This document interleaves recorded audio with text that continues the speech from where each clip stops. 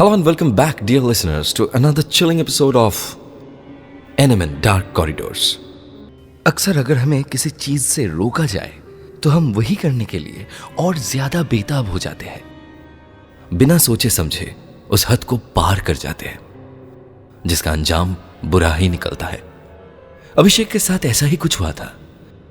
उसने वही चीज करी जिसे उसे काफी लोगों ने रोका था। उसने अपनी गलती, अपनी कहानी इस लेटर के जरिए भेजी है। लेकिन यह सिर्फ कहानी नहीं है, यह एक वार्निंग भी है, एक चेतावनी है जो शायद आपको एक बड़ी गलती करने से बचा सकती है। तो शुरू करते हैं अभिषेक की कहानी। आज की कहानी शुरू करने से पहले subscribe to our YouTube channel the dark corridor और हमें अपनी कहानी भेजने के लिए वीडियो का डिस्क्रिप्शन चेक करें।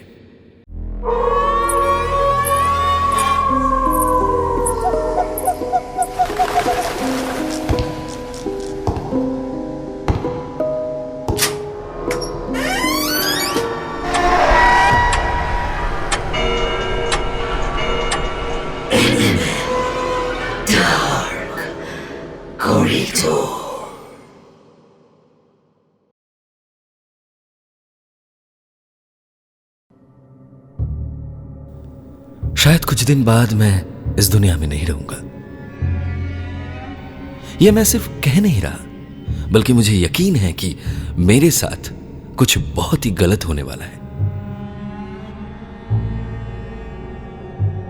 इसलिए अपनी जिंदगी के ये आखिरी दिन लोगों को वो गलती करने से बचाने में लगा रहा हूं जो मैंने की थी। बचपन से ही मुझे भूतों की कहानियों, पहलुओं और मिस्ट्रीज में बहुत दिलचस्पी थी। ऐसा लगता था कि इन कहानियों में कुछ छुपा है, कोई मैसेज, कोई राज जो सिर्फ मैं ही समझ सकता हूं।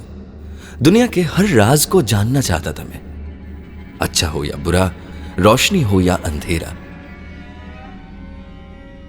जब मेरी दादी मुझे बचपन में कहानियां सुनाया करती थी तो मैं उनसे बहुत से सवाल पूछता था, इतने कि उनके पास भी जवाब नहीं होते थे।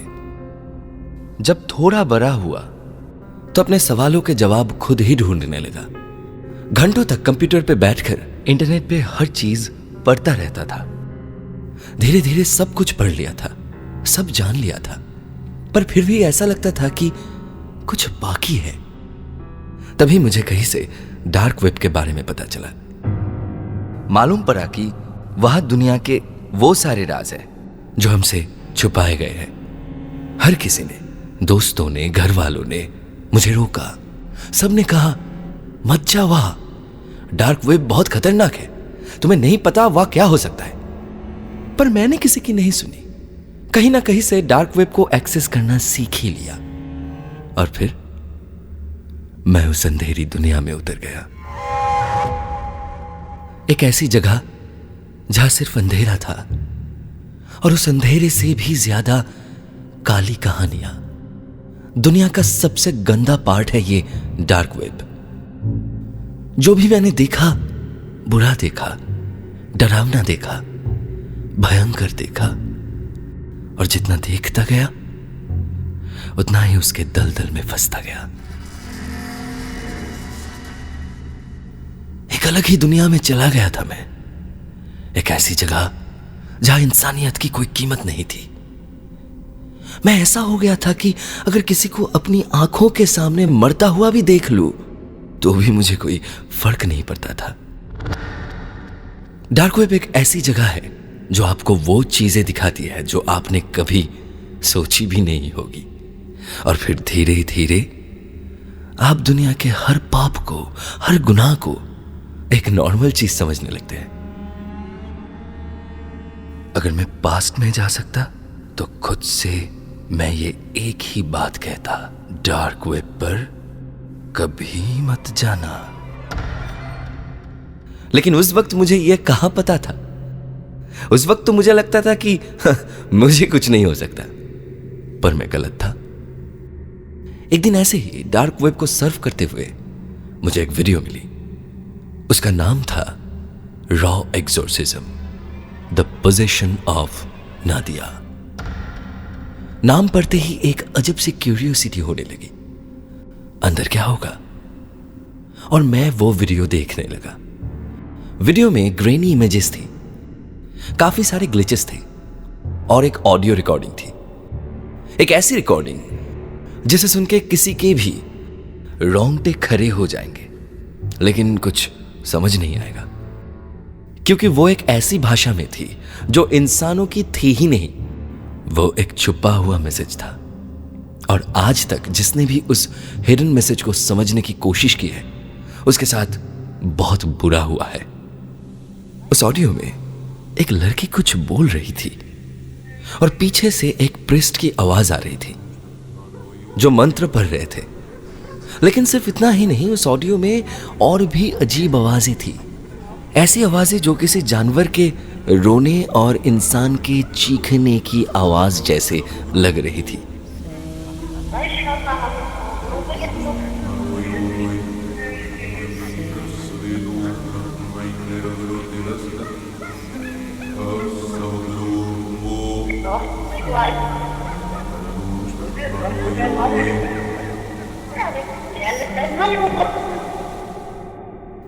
जब मैंने उस वीडियो के कमेंट्स पढ़े तो हर जगह एक ही बात लिखी थी, इस ऑडियो को सुन तो सकते हो लेकिन समझने या सुलझाने की कोशिश मत करना, क्योंकि जिसने भी ये कोशिश की या तो वो इस दुनिया से चला गया या फिर पागल हो गया। एक पल के लिए डर महसूस हुआ, लेकिन पता नहीं कौन सा कॉन्फिडेंस था मेरे अंदर।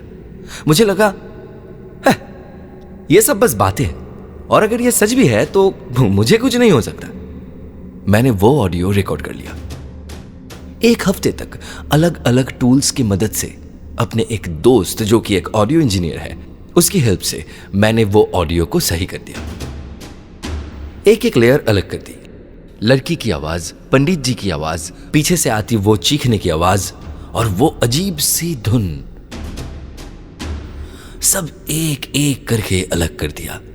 लेकिन मुझे नहीं पता था कि मेरी ये एक छोटी सी जीत मेरी जिंदगी की सबसे बड़ी हार बनने वाली है। उस ऑडियो में जो सच छुपा था वो और भी ज्यादा डरावना था। जिस लड़की की आवाज थी उसका नाम था नादिया। मेरी रिसर्च में पता चला कि उसकी उम्र सिर्फ 18 साल थी, लेकिन इस ऑडियो रिकॉर्डिंग में उसकी आवाज एक बहुत ही बुजुर्ग औरत की तरह लग रही थी। और जो धुन बैकग्राउंड में बज रही थी वो एक्चुअली कोई धुन नहीं थी, वो एक आवाज थी जो बार बार 6 बोलने से बनी थी। और जो चीखने की आवाजें थी, अगर ध्यान से सुनो तो वो डरावनी चीख नहीं थी, वो कई सारे लोगों की हंसी थी। और जो मंत्र पंडित बार बार बोल रहे थे वो ऐसे मंत्र थे जो अक्सर शैतान को बुलाने के लिए किए जाते हैं। यह सब बहुत ही अजीब था, इसलिए मैंने और रिसर्च किया। मुझे जानना था असली सच क्या है, हकीकत में नादिया के साथ क्या हुआ था। और फिर मुझे नादिया की असली कहानी पता चली। जो सच सामने आया वो सिर्फ डरावना नहीं था, वो एक नाइटमेयर था। उसे किडनैप करने वाले लोग एक कल्ट का हिस्सा थे जो शैतान की पूजा करते थे।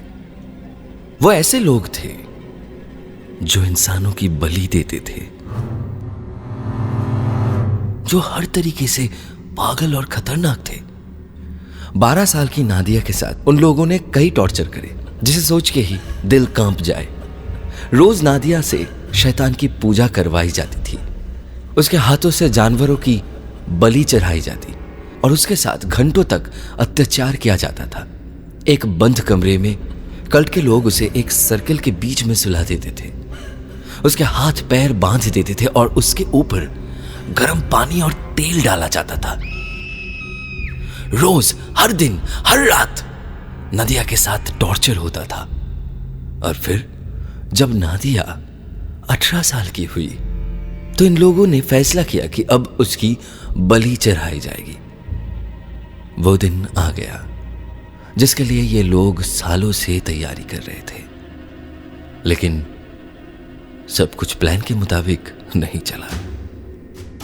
इनकी इस रिचुअल से कुछ ऐसी नेगेटिव एनर्जीज इस दुनिया में आ गई जो इन्होंने सोचा भी नहीं था, जो इन लोगों के वश में ही नहीं आई और इन्हीं पर भारी पड़ गई। और क्योंकि नादिया सालों से इतना अत्याचार सह रही थी, उस एंटिटी को नादिया पर कंट्रोल पाना बहुत आसान हो गया था। और जिस मोमेंट पे नादिया उस शैतान के कब्जे में आई, उसने वहां मौजूद हर इंसान को मार दिया। कोई नहीं बचा, एक भी नहीं। और उसके बाद क्या हुआ वो किसी को नहीं पता। कुछ लोग मानते हैं कि वो आज भी कहीं आजाद घूम रही है, और कुछ लोगों का कहना है कि वो शैतान नादिया की आत्मा को अपनी दुनिया में ले गया। उस वीडियो के हर कमेंट, हर फोरम पे एक ही बात लिखी थी, यह वीडियो श्रापित हो चुकी है। जो भी इसमें दिए गए मंत्रों को, इसकी बातों को समझने की कोशिश करता है, वो भी श्रापित हो जाता है। मुझे इन बातों पर यकीन नहीं था, लेकिन जब ये सब मेरे साथ होने लगा, तब मुझे समझ आया कि इस दुनिया के बाहर भी और एक दुनिया है जो हमारी सोच से बहुत ज्यादा डरावनी और बहुत ज्यादा भयंकर है। वो दिन जिस दिन मैंने पूरी रिसर्च की और जब मैंने वो ऑडियो क्लिप पूरी तरह समझ ली, उसी दिन से मेरे साथ अजीब चीजें होने लगी। घर की बत्तियां बार बार अचानक से बुझ जाती थी।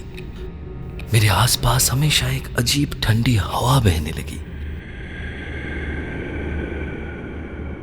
मेरी तबीयत दिन ब दिन खराब होने लगी और हर रात नादिया मेरे सपने में आने लगी। वही एक ही सपना हर रात। उस सपने में मैं एक अंधेरी जगह पे खड़ा होता हूं और मेरे सामने एक बड़ा गोल सर्कल होता है। उस सर्कल के बीच में नादिया लेटी होती है और उसके आसपास कुछ लोग अजीब सी भाषा में कुछ बोल रहे होते हैं। और फिर अचानक नादिया उठती है, सीधा मेरी तरफ देखती है और हंसने लगती है। उस हंसी में कुछ है, कुछ ऐसा जो इंसानी नहीं लगता। और जैसे ही वो हंसती है, मेरी नींद खुल जाती है। हर रात 3:06 पर। एक हफ्ते तक यही होता रहा। हर गुजरने वाले दिन के साथ मेरी तबीयत और खराब होने लगी। मुझे बार बार ऐसा लगता था कि कोई मेरे आसपास है, कोई शायद मुझे देख रहा है, मुझसे कुछ कह रहा है। लेकिन जो चीज सबसे ज्यादा डरावनी है वो है कि वो चीज दिखती नहीं है, लेकिन हर जगह महसूस होती है। जब ये सब और ज्यादा होने लगा तो मैंने एक बार फिर से डार्क वेब में जाने का फैसला किया। वही फोरम, वही वीडियो, वही कमेंट्स। हजारों कमेंट्स पढ़ने के बाद मुझे एक कमेंट मिला। उसमें लिखा था, अगर तुम उस ऑडियो में चल रहे मंत्रों को उल्टा चलाओगे तो जो तुम्हारे साथ हो रहा है वो कम हो जाएगा। मैंने वैसा ही किया। मैंने क्लिप्स को रिवर्स प्ले करना शुरू किया। जब तक वो क्लिप्स उल्टी चलती तब तक सब कुछ थोड़ा बेहतर लगता था, लेकिन ये कोई सॉल्यूशन नहीं था। कुछ दिन और बीत गए। हर दिन के साथ मैं और कमजोर होता जा रहा था। ना कुछ खाने का मन करता था, ना कुछ करने का मन करता था, जैसे कोई अंदर से मुझे खत्म कर रहा हो। मैं इस सब से परेशान हो चुका था, तो इसीलिए एक आखिरी बार डार्क वेब पे जाने का फैसला किया। लेकिन जब मैं डार्क वेब पे वापस गया, वह एक मैसेज मेरा इंतजार कर रहा था। उसमें लिखा था, अब तुम्हें कोई नहीं बचा सकता। तुमने वो क्लिप समझने की कोशिश करके बहुत बड़ी गलती कर दी। तुम्हारे पास ज्यादा वक्त नहीं है। मैंने वो मैसेज पढ़ा और डर के मारे तुरंत अपना कंप्यूटर बंद कर दिया। उस मैसेज को आए 3 हफ्ते हो गए थे और यह सब 1.5 महीने से चल रहा था। मुझे पता है ये बात सुनकर अजीब लगेगी, लेकिन मुझे ये यकीन है अब कुछ ही दिनों में मैं मरने वाला हूं। अब नादिया सिर्फ सपनों में नहीं आती, वो मुझे हर जगह दिखती है। वो शैतान की आवाजें, वो मंत्र, वो धुन मेरे कानों में हर वक्त गूंजती रहती है। मैंने हमेशा लोगों को कहते हुए सुना था डार्क वेब एक खतरनाक जगह है, लेकिन मैंने कभी सोचा नहीं था कि मेरी क्यूरियोसिटी ही मेरी मौत का कारण बनेगी। मैं ये कहानी आपसे इसीलिए शेयर कर रहा हूं क्योंकि मैं चाहता हूं कि आप दुनिया को ये बताओ, कोई और मेरी तरह अपनी क्यूरियोसिटी में अपनी जान ना गवा दे। अगर पॉसिबल हो तो कोई मेरी हेल्प करे।